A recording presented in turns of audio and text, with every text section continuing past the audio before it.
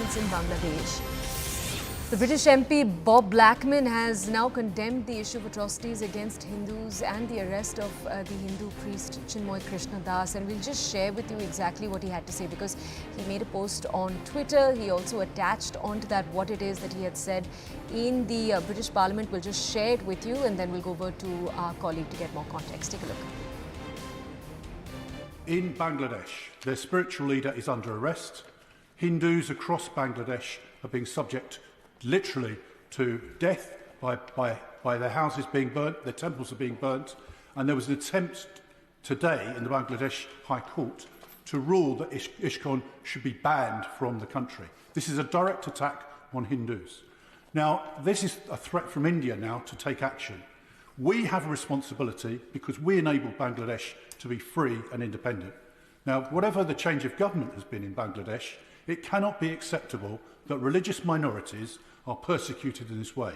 So far, we've only had a written statement from the FCDO, so could the leader enable an oral statement on the floor of this House so it can bring to the world's attention what is going on in Bangladesh?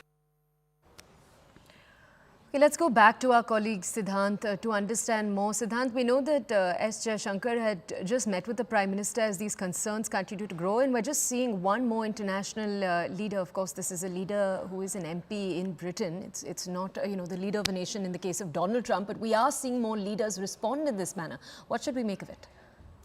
Well, that's what Toya.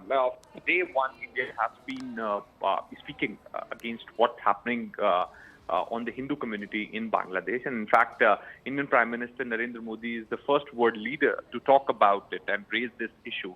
Perhaps now you see that even the other world leaders, from Donald Trump to the Member of Parliament across the world, are speaking over the attacks on Hindus in Bangladesh. So the government is in denial. The government perhaps is not ready to accept that there are large-scale violence taking place against the Hindu community. But now the world leaders have started speaking on this issue. And now we have this fresh case where a British parliamentarian has spoken in the House on this condition of Hindus in Bangladesh. In fact, several of the Canadian politicians have also spoken about how Hindu community is under attack in Bangladesh. So, the government of Bangladesh may be in denial. They're not ready to accept. They are calling it a work of a disinformation factory.